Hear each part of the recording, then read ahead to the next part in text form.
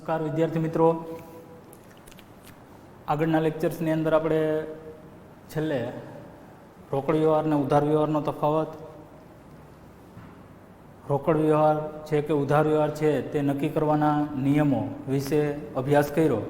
હવે પછી આપણે આગળ જોઈએ તો આગળનો પ્રશ્ન, ખાતું એટલે શું અને તેના પ્રકારો. ખાતું એટલે શું અને તેના પ્રકારો સમજાવો. ખાતું કોને કહેવાય? તો સામાન્ય રીતે આપણે ઘણી વખત વ્યવહારુ જીવનની અંદર આવા શબ્દોનો પ્રયોગ કરતા હોય. કોઈ પણની દુકાનેથી, અનાજ કરિયાણાવાળાની દુકાનેથી જો આપણે ઉધાર ખરીદી કરતા હોય તો આપણે ત્યાં એવું કહીએ છીએ કે ભાઈ આપણું ખાતું ત્યાં છે, આપણું ખાતું ત્યાં ચાલે છે. આ એક ખાતું, બેંકની અંદર આપણું ખાતું છે, ડાયરેક્ટ આપણે બેંકમાં ખાતું છે એવું પૂછીએ. આ ખાતું એટલે શું? તો ખાતાનો અર્થ છે હિસાબી સમય દરમિયાન ચોક્કસ બાબતને સ્પર્શતા વ્યવહારોની નિશ્ચિત નમૂનામાં નામાના નિયમો અનુસાર ઉધાર અને જમા અસરો દર્શાવતું તારણ એટલે ખાતું. હિસાબી સમય દરમિયાન ચોક્કસ બાબતને સ્પર્શતા વ્યવહારોની નિશ્ચિત નમૂનામાં, હિસાબી સમય દરમિયાન, હિસાબી સમયની આપણે વાત કરી હતી આખર સ્ટોકની વ્યાખ્યાની અંદર. હિસાબી વર્ષ હોય જે ફાઇનાન્શિયલ યર પ્રમાણે હિસાબો લખતા હોય, કેલેન્ડર વર્ષ પ્રમાણે હિસાબો તૈયાર કરવામાં આવતા હોય, અથવા તો ગુજરાતી વર્ષ પ્રમાણે હિસાબો તૈયાર કરવામાં આવતા હોય. તો આ સમયગાળા દરમિયાન કોઈ ચોક્કસ બાબતને સ્પર્શતા વ્યવહારો, એક જ બાબતને સ્પર્શતા વ્યવહારો, ધારો કે રોકડના વ્યવહારો એટલે ફક્ત ને ફક્ત રોકડની લેવડ દેવડને જ ધ્યાનમાં લેવામાં આવે. રોકડ આવે છે એ અને રોકડ જાય છે એ, આટલું જ ધ્યાનમાં લેવામાં આવે. તો આવા ચોક્કસ બાબતને સ્પર્શતા વ્યવહારોની નિશ્ચિત નમૂનામાં એનું ફોર્મેટ હોય છે, એમાં જ લખવામાં આવે. એટલે એક નમૂનો તૈયાર હોય છે. એવા નમૂનાની અંદર નામાના નિયમો અનુસાર, નામાના જે મૂળભૂત નિયમો છે એ નિયમો અનુસાર ઉધાર અને જમા અસરો દર્શાવતું પત્રક. આ ઉધાર જમાના નામાના મૂળભૂત નિયમો છે, 3 નિયમો છે. એ નિયમો અનુસાર ઉધાર અને જમા અસરો, દ્વિનોંધી નામા પદ્ધતિ છે તો 2 અસરો થાય.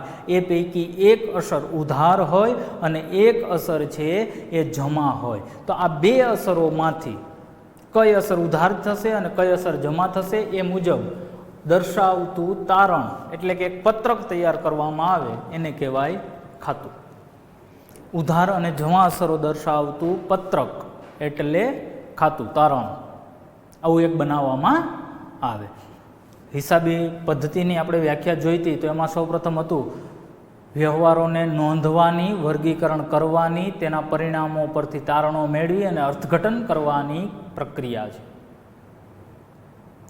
તો આ તારણો મેળવવા માટે રોકડ, વર્ષ દરમિયાન રોકડની કેટલી આવક થઈ છે, એની સામે કેટલી જાવક થઈ છે, વર્ષ દરમિયાન કુલ કેટલી ખરીદી કરવામાં આવી, કુલ કેટલું વેચાણ કરવામાં આવ્યું, કેટલા દેવાદારો છે, કેટલા લેણદારો છે, કેટલી મિલકતો છે, કેટલા ખર્ચાઓ છે, સામે કેટલી ઉપજો છે, આવું જાણવા માટે દરેકના અલગ અલગ ખાતાઓ તૈયાર કરવામાં આવે.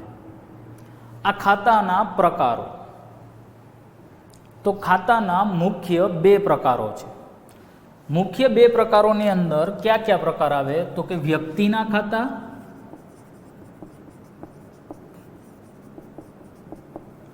અને બિન વ્યક્તિના ખાતા.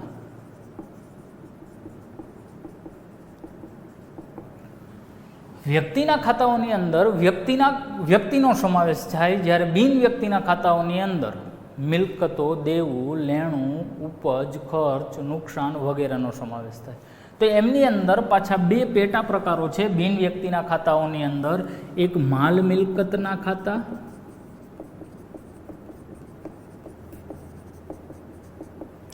અને બીજું છે ઉપજ ખર્ચના ખાતા. એટલે આમ જોવા જઈએ તો કુલ 3 પ્રકારો થયા. આમ ખાતાના મુખ્ય 2 પ્રકાર અને કુલ 3 પ્રકાર છે. મુખ્ય પ્રકારો કેટલા? 2. ક્યાં ક્યાં? તો કે વ્યક્તિના ખાતા અને બિન વ્યક્તિના ખાતા. કુલ પ્રકારો કેટલા? તો કે 3. વ્યક્તિના ખાતા, માલ મિલકતના ખાતા અને ઉપજ ખર્ચના ખાતા. તો એમની અંદરથી આપણે સૌપ્રથમ પહેલું જોઈએ વ્યક્તિના ખાતા.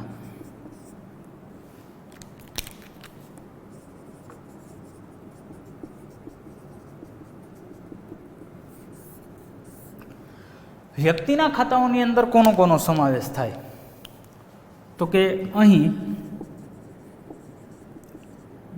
જીવંત વ્યક્તિ અને કૃત્રિમ વ્યક્તિ એટલે કે સામાન્ય રીતે વ્યક્તિના ખાતાઓની અંદર કોનો કોનો સમાવેશ થાય? તો કે એક તો જીવંત વ્યક્તિઓ, કાયદેસરના જે જીવંત વ્યક્તિઓ છે એટલે કે આપણે બધા આવી ગયા. હવે બીજું મેં લખ્યું અને કૃત્રિમ વ્યક્તિ. કૃત્રિમ વ્યક્તિઓ એટલે તો કે જેમને કાયદેસર રીતે વ્યક્તિત્વ પ્રાપ્ત થયેલું છે. વ્યક્તિ નથી પણ કાયદા દ્વારા વ્યક્તિત્વ પ્રાપ્ત થયેલું છે એવી કોઈ સંસ્થાઓ, પેઢીઓ વગેરે. તો એમની અંદર કોનો સમાવેશ થાય? તો કે કૃત્રિમ વ્યક્તિ એટલે કે એકાંકી પેઢી, ભાગીદારી પેઢી, સ્કૂલ કોલેજો,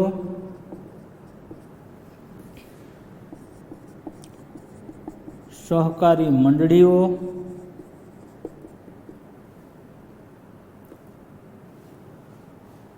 ત્યાર પછી હજુ આગળ કહીએ તો યુનિવર્સિટી,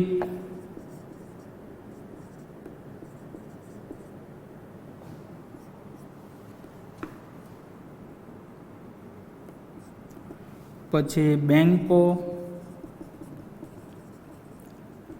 એસોસિએશન,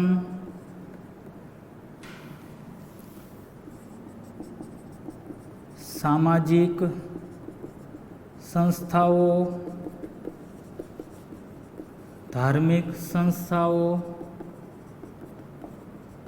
સરકાર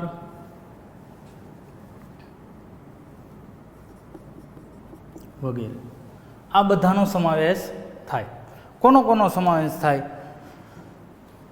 એકાંકી પેઢી, ભાગીદારી પેઢી, સ્કૂલ, કોલેજ, સહકારી મંડળીઓ, યુનિવર્સિટીઓ, બેંકો, એસોસિએશન, સામાજિક સંસ્થાઓ, ધાર્મિક સંસ્થાઓ, સરકાર. આ બધાનો સમાવેશ કરવામાં આવે. શેમની અંદર કરવામાં આવે? તો કે કૃત્રિમ વ્યક્તિઓની અંદર.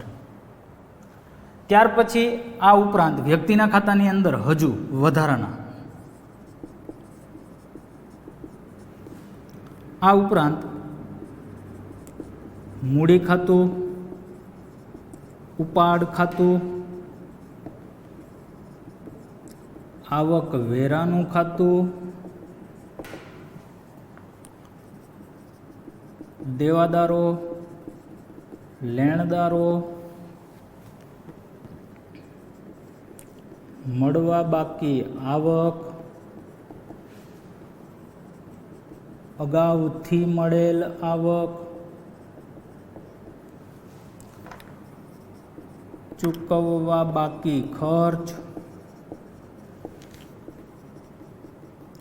અગાઉથી ચૂકવેલ ખર્ચ વગેરેનો સમાવેશ થાય છે. આ બધાનો સમાવેશ થાય. કોનો કોનો સમાવેશ થાય?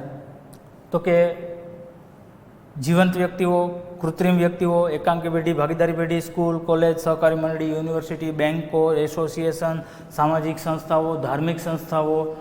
ત્યાર પછી મૂડી, ઉપાડ, આવકવેરો, દેવાદારો, લેણદારો, મળવા બાકી આવક, અગાઉથી મળેલ આવક, ચૂકવવા બાકી ખર્ચા અને અગાઉથી ચૂકવેલ ખર્ચાઓ, આ બધા ખાતાઓનો સમાવેશ છે એ વ્યક્તિના ખાતાઓની અંદર થાય. દાખલા તરીકે આપણે અહીં લખીએ તો આ બધા તો છે જ, મૂડી, ઉપાડ, આવકવેરો, પણ આમાંથી જો ઉદાહરણ લખીએ તો જીવંત વ્યક્તિ, તો જીવંત વ્યક્તિની અંદર કોઈ પણ વ્યક્તિનું ખાતું હોઈ શકે. કોઈ પણ વ્યક્તિનું ખાતું હોઈ શકે એટલે હું અહીં લખી શકું ધ્રીતિનું ખાતું. ત્યાર પછી કૃત્રિમ વ્યક્તિઓ, તો કૃત્રિમ વ્યક્તિઓની અંદર એકાંકી પેઢી. એકાંકી પેઢી એક એવી પેઢી છે કે જેનું એક જ વ્યક્તિ દ્વારા સંચાલન થતું હોય, એનો માલિક છે એક જ હોય એવી કોઈ પેઢીનું નામ, સંસ્થાનું નામ. એવી એક દુકાન કે જેનો માલિક છે એ કોઈ એક જ વ્યક્તિ છે. તો હું અહીંયા એમ લખી શકું, ધારો કે રાજ મેડિકલ સ્ટોર્સનું ખાતું. ત્યાર પછી તમને એવું કીધું ભાગીદારી પેઢી, તો ભાગીદારી પેઢીનું નામ એક લખીએ તો ભાગીદારી પેઢીની અંદર કોનું નામ લખી શકાય? તો કે બે વ્યક્તિઓ હોય એવું, તો કે મોહનલાલ એન્ડ સન્સ. એટલે બે વ્યક્તિઓ થઈ ગયા, એક મોહનલાલ ને એક એનો સન્સ, સુપુત્ર. તો આ ભાગીદારી પેઢી થઈ. સ્કૂલ, કોલેજ, તો કે રોયલ સ્કૂલનું ખાતું, કોઈ એક કોલેજનું ખાતું લઈએ, પીકેએમ કોલેજનું ખાતું. ત્યાર પછી સહકારી મંડળી, જૂનાગઢ જિલ્લા દૂધ ઉત્પાદક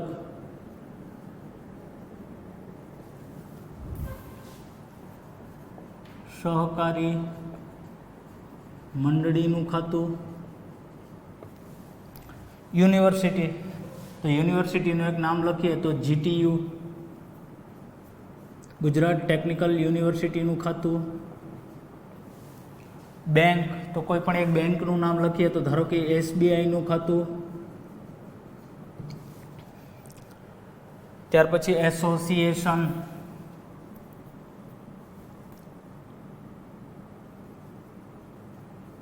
ધોરાજી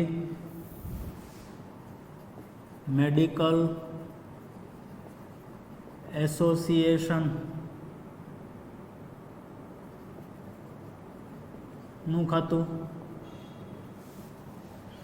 સામાજિક સંસ્થાઓ, સમાજ કલ્યાણનું કામ કરતી હોય એવી કોઈ સંસ્થા, એનજીઓ.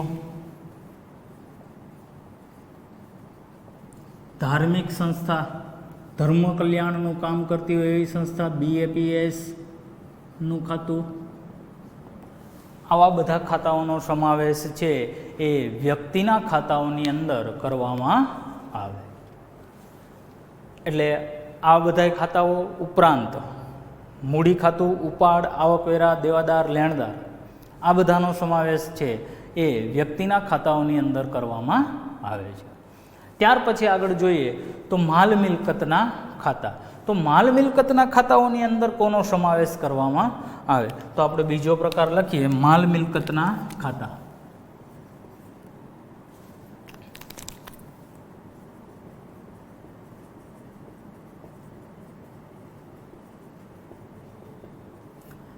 ચાલો, માલ મિલકતના ખાતાઓની અંદર કોનો સમાવેશ કરશું?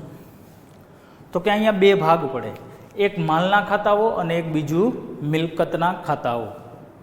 તો એના બે ભાગ કરીએ તો માલના ખાતાઓની અંદર કોનો સમાવેશ થાય અને મિલકતના ખાતાઓની અંદર કોનો સમાવેશ કરવામાં આવે? તો કે માલના જેટલા ખાતાઓ છે એ બધાની અંદર માલને લગતા ખાતાઓનો સમાવેશ કરવામાં આવે, જ્યારે મિલકતના ખાતાઓની અંદર મિલકતના ખાતાઓનો સમાવેશ કરવામાં આવે.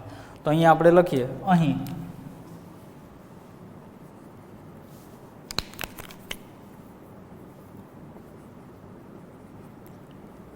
બે પ્રકારના ખાતાઓનો સમાવેશ થાય છે. એમાં પહેલું માલના ખાતા. તો માલના ખાતાઓની અંદર કોનો સમાવેશ થાય? તો કે માલને લગતા ખાતાઓ. અહીં માલ સાથે સંકળાયેલ બધા જ ખાતાઓનો સમાવેશ થાય છે. અહીં માલ સાથે સંકળાયેલ બધા જ ખાતાઓનો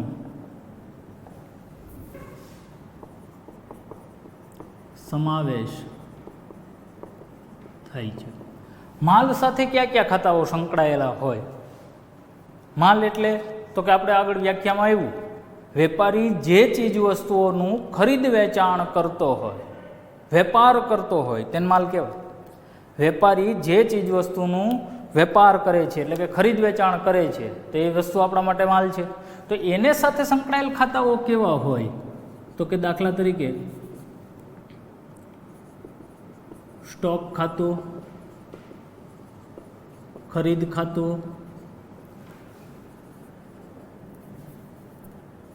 વેચાણ ખાતું, ખરીદ પરત ખાતું, વેચાણ પરત ખાતું તથા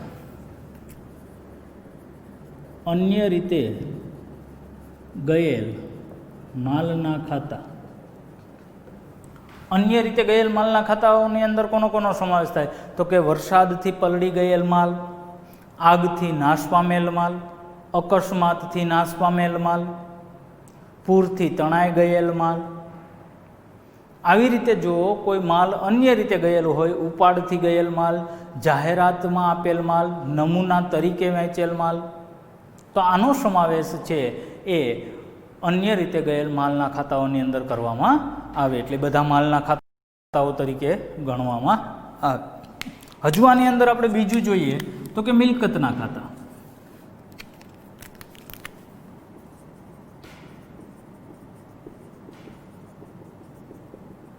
તો મિલકતના ખાતાઓની અંદર કોનો સમાવેશ થાય? તો કે બધા જ પ્રકારની મિલકતો. બધા જ પ્રકારની મિલકતો એટલે તો કે મિલકતના પ્રકારો આપણે ભણી ગયા. વાસ્તવિક મિલકતો, અવાસ્તવિક મિલકતો, કાયમી મિલકતો એટલે કે દ્રશ્ય મિલકતો, અદ્રશ્ય મિલકતો, ચાલુ મિલકતો, પ્રવાહી મિલકતો વગેરેનો સમાવેશ કરવામાં આવે. અહીં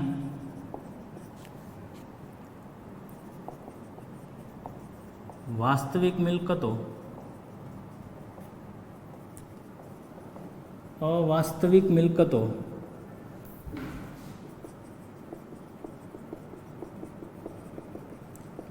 કાયમી મિલકતો, દ્રશ્ય મિલકતો, અદ્રશ્ય મિલકતો,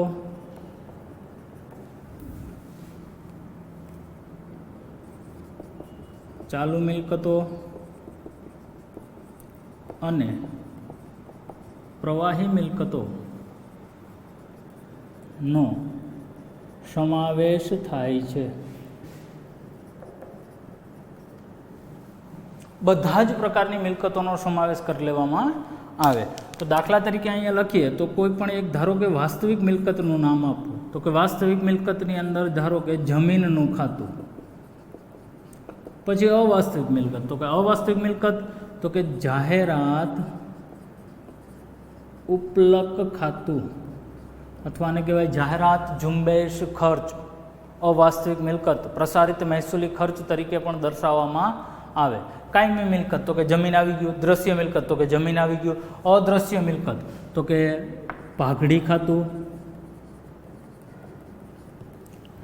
ચાલુ મિલકતની અંદર આપણે લખી શકીએ રોકડ સિલક એટલે કે રોકડ ખાતું, બેંક ખાતું. પ્રવાહી મિલકતો તો એમાંય આ જ આવે રોકડ ખાતું, બેંક ખાતું. દેવાદારો, દેવાદારો છે વ્યક્તિમાંય આવશે અને મિલકતોમાં પણ આવશે. એવી જ રીતે લેણી હુંડી એ પણ મિલકતના ખાતાની અંદર એ દર્શાવી શકાય અને વ્યક્તિના ખાતાઓની અંદર પણ દર્શાવી શકાય. સામાન્ય રીતે મોટાભાગે વ્યક્તિના ખાતાઓની અંદર દર્શાવવામાં આવે, પણ ચાલુ મિલકત તરીકે પણ દર્શાવવામાં આવે છે. એટલે બંને જગ્યાએ લખી શકાય. એટલે આ એક થયા માલ મિલકતના ખાતાઓ.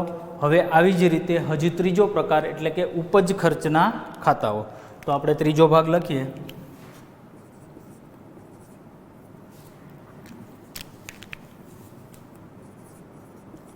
ઉપજ ખર્ચના ખાતા. ઉપજ ખર્ચના ખાતાઓની અંદર કોનો સમાવેશ કરવામાં આવે? તો કે ઉપજ ખર્ચના ખાતાઓની અંદર ધંધા સાથે સંકળાયેલ તમામ ઉપજો, ખર્ચાઓ અને નુકસાનના ખાતાઓનો સમાવેશ થાય. તો આપણે અહીં લખીએ, અહીં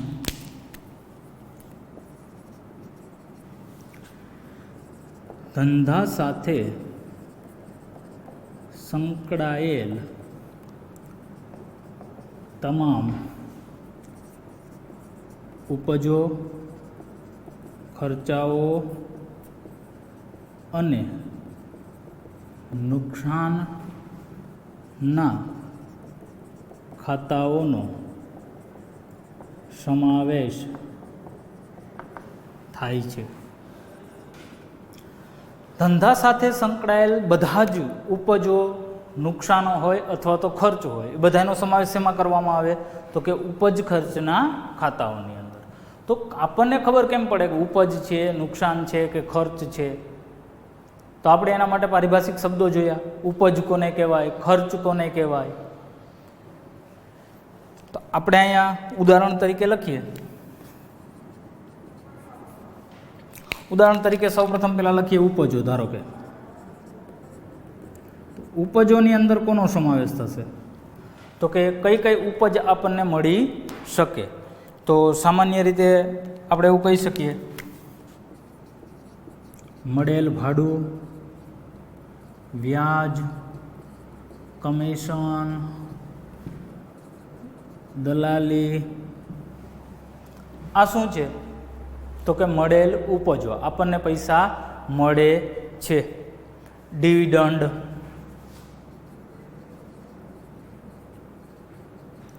શેર ખરીદેલા હોય ને, તમે કોઈ કંપનીના શેર ખરીદેલા હોય તો શેર પર તમને આવક થાય એ ડિવિડન્ડ કહેવાય. ત્યાર પછી આપણે ખર્ચાઓ લખીએ તો ખર્ચની અંદર કોનો સમાવેશ થાય? ક્યાં ક્યાં ખર્ચાઓ લખી શકાય? તો કે પગાર, મજૂરી,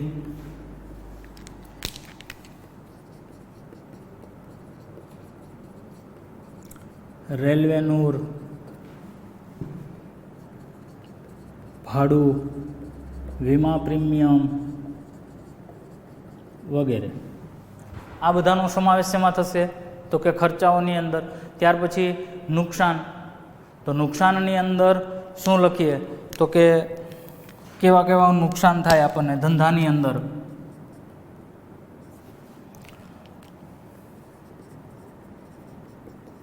આ નુકસાનને લગતા ખાતાઓ છે. તો નુકસાનને લગતા ખાતાઓ કેવા હોય?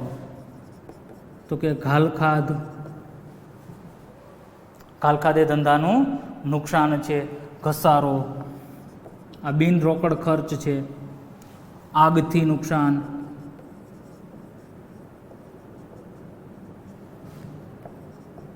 ચોરીથી નુકસાન,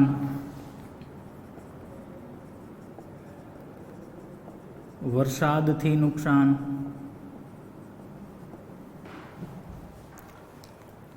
તો અહીંયા સુધી આપણો પ્રશ્ન રહેશે. પ્રશ્નની અંદર તમે જુઓ તો ખાતું એટલે શું અને ખાતાના પ્રકારો. તો ખાતાનો અર્થ છે, અર્થ પછી ખાતાના પ્રકારો. તો કે મુખ્ય પ્રકારો બે, વ્યક્તિના ખાતા અને બિન વ્યક્તિના ખાતા. વ્યક્તિના ખાતાઓ છે એમની અંદર કોનો સમાવેશ થાય? બિન વ્યક્તિના બે પ્રકારો, માલ મિલકતના ખાતા અને ઉપજ ખર્ચના ખાતા. તો માલ મિલકતમાં કોનો સમાવેશ થાય અને ઉપજ ખર્ચની અંદર કોનો સમાવેશ કરવામાં આવે. આ જે પ્રશ્ન છે આના આધારે ટેક્સ્ટબુકની અંદર તમને ઉદાહરણ નંબર 4 આપેલું છે અને ઉદાહરણ નંબર 5.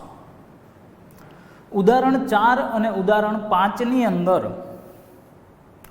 તમને એવું કીધું છે કે નીચેના ખાતાઓનું વર્ગીકરણ કરો અને ટૂંકમાં સમજૂતી આપો. આપણે ફક્ત વર્ગીકરણ કરવાનું છે. એ વર્ગીકરણ કોના આધારે કરી શકાય?